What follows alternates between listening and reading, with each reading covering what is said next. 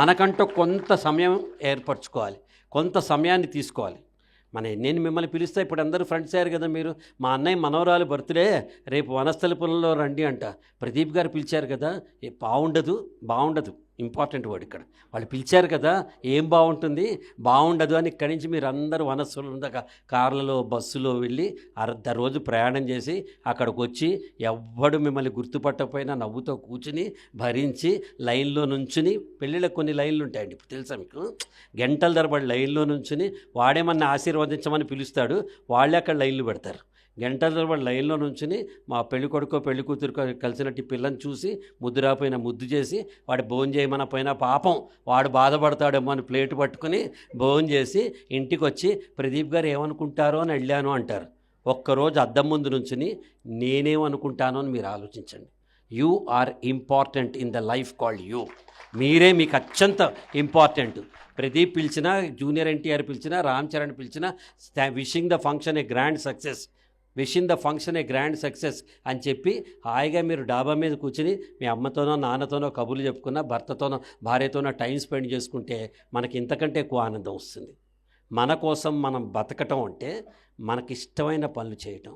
మనకిష్టమైన పనులు చేయాలంటే నాలో ఉన్న సామర్థ్యాలేంటి, నాలో ఉన్న బలహీనతలేంటి, నాకున్న అవకాశాలేంటి, నాకున్న థ్రెట్స్ అంటే భయాందోళన ఏంటి అనేది నేను ఫస్ట్ తెలుసుకోవాలి. దీన్నే లీడర్షిప్లో స్వాట్ అనాలిసిస్ అంటారు. You should know your strengths. కానీ అన్ఫార్చునేట్లీ మన స్ట్రెంగ్స్ ఎక్కడ తెలుస్తాయి? థైలాండ్లో చాలా ఏళ్ల క్రితం 200-300-400 ఏళ్ల క్రితం ఒక బంగారు బుద్ధుడు విగ్రహం చేయించారు. కిలోల కొద్దీ బంగారం పెట్టి బంగారు బుద్ధుడి విగ్రహం చేయించి అప్పటి రాజు పెట్టాడు. కానీ మనకి ఎప్పుడైతే బంగారం కళ్ళ ముందు కనిపిస్తుందో కన్ను కుడుతుంది కదా, ఎవడో దాన్ని ఎట్టా కొట్టేయాలి అని ప్లాన్లు వేస్తుంటే రాజుగారికి భయం వేసి దాన్ని ఒక పక్కగా పెట్టి దానికి 100 కోట్స్ బురద రాసేసాడు, బురద పూసేశాడు. మనం పెయింటింగ్ ఎలా చేస్తాం అలా బురదతోటి 100 కోట్స్ బురద చేశాడు. మనం మట్టి వినాయకుడు అని ఎట్టా అంటున్నాం వినాయకుడు మట్టి అయినా గట్టి అయినా వినాయకుడే కదా. కానీ మనం మట్టి వినాయకుడు ఎట్టా అంటున్నామో అట్టా అయినా వాళ్ళందరూ అక్కడ మడ్ బుద్ధ అంటూ మొదలెట్టారు. ఇది జరిగిన కొన్ని 100 ఏళ్ల తర్వాత మళ్ళీ 200-300 ఏళ్ల తర్వాత ఓ పెద్ద గాలి దుమ్ము వచ్చి ఈ లోపల పెట్టిన బుద్ధుడిని కూడా పైనుంచి పెచ్చుడి లోపల నుంచి మెరవటం మొదలెట్టింది. అప్పుడున్న రాజుగారు చూసి అరే ఇది బంగారు బుద్ధుడు, ఇది మడ్ బుద్ధ కాదు, దిస్ ఇస్ గోల్డెన్ బుద్ధ అనుకుని తీసుకెళ్ళి షవర్ల కింద పెట్టి, ఎంతో ఏళ్ళ నుంచి మరి బురద అంటుకుంది కదా, షవర్ల కింద పెట్టి నీటితోటి శుభ్రం చేసి అది ఇప్పుడు బ్యాంకాక్లో ఒక గుడిలో పెట్టుంది. నేను క్రియేట్ చేసింది కాదు, మీరు యూట్యూబ్ గూగుల్లో చూస్తే గోల్డెన్ బుద్ధ అంటే ఈ కథ మీకు తెలుస్తుంది.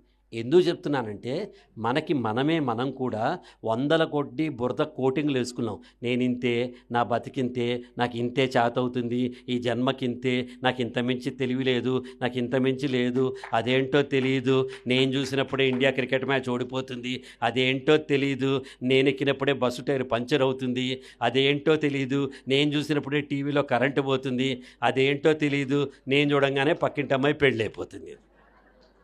నిజమా? కాదు కదా. మనం చూసినా చూడకపోయినా క్రికెట్ మ్యాచ్ ఇండియా గెలవచ్చు, ఓడచ్చు, బస్సు టైర్ పంచర్ అవ్వచ్చు, కరెంటు పోవచ్చు, పక్కింటి అమ్మాయి పెళ్ళి అయిపోవచ్చు. ఇట్లా ఆపాదించుకుంటాం.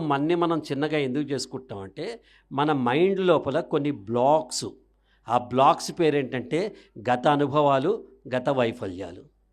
చిన్నప్పుడు ఎప్పుడో స్టేజ్కి మాట్లాడుతోంది ఈ అమ్మాయి, అప్పుడు భయం వేసింది, మాట్లాడలేకపోయింది, అందరు నవ్వారు, నీ మొహం నువ్వే మాట్లాడతావే అని ఎవడో అంటాడు కదమ్మా.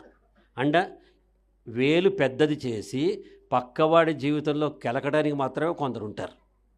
వాళ్ళకి ఇంకే పని ఉండదు, పక్కవాడి జీవితంలో కెలుకుతూ ఉంటారు. అసలు మీరు చెప్తాను ఉండండి ఒక చిన్న ఇన్సిడెంట్. మన మెంటాలిటీ ఎలా ఉంటుంది. నేను మా ఆవిడ రాత్రి బెడ్రూమ్లో మీకెందుకండి మేమేం చేస్తే, కానీ ఇంట్రెస్ట్ వెంటనే అక్కడ ఏం చేసేస్తున్నాడో, వీడి జీవితంలో ఏమైందో, నేనేమన్నా మిస్ అయ్యానేమో అసలు పట్టించుకోదు. ఇవన్నీ పిచ్చి పనికిరాని కబులు కదా. కానీ పక్కవాడి జీవితంలో ఏమవుతుంది మనకి ఇంట్రెస్టే కెలుకుతూ ఉంటారు. నువ్వు ఇంతే, నీ బతికింతే, నీకేమవుతుంది. ఇవన్నీ ఏం చేస్తాయి మనకి అవరోధాల్లో అయిపోతాయి, మైండ్ బ్లాక్స్లో అయిపోతాయి. దట్ విల్ ఇన్హిబిట్ యువర్ క్రియేటివిటీని కానీ కొత్త పనులు చేయాలనే సంకల్పాన్ని కానీ ఇది చంపేస్తుంది. అమ్మని చేస్తే నలుగురు నవ్వుతారేమో, అమ్మో నేను ఈ పని చేస్తే ఫెయిల్ అయిపోతానేమో, ఎప్పుడు మాట్లాడాలా, ఇప్పుడు ఎందుకు మాట్లాడాలి, ఎప్పుడు అడుగు ముందుకేయాలా, ఇప్పుడు ఎందుకు అడుగు ముందుకేయాలి, నేను ఆడదాన్ని కదా, నాకు ఇంగ్లీష్ రాదు కదా, నేను నల్లగా ఉంటా కదా, నేను పొట్టిగా ఉంటా కదా, నేను పల్లెటూరు వాడిని కదా.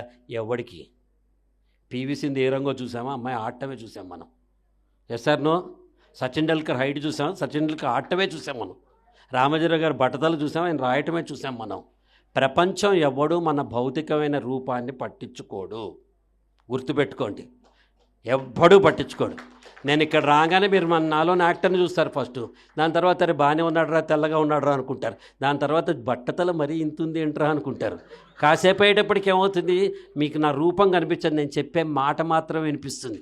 ఇంకాసేపటికి ఏమవుతుంది, నా మాటలోని అర్థం మాత్రమే కనిపిస్తుంది, నేను చెప్పే మాటలు కూడా వినిపించవు. నేను ఏ భావంతో నేను మాట్లాడుతున్నానో ఆ భావం పర్ఫెక్ట్గా మీ బ్రెయిన్స్లోకి వెళ్తుంది. అంటే మనం ఎలా ఉన్నాము, ఏం చేస్తున్నాము ఎవరికి అక్కర్లా, గెలిచామా లేదా, సక్సెస్ అవునా కాదా, ఇది మాత్రమే ప్రపంచాన్ని తెలుస్తాయి.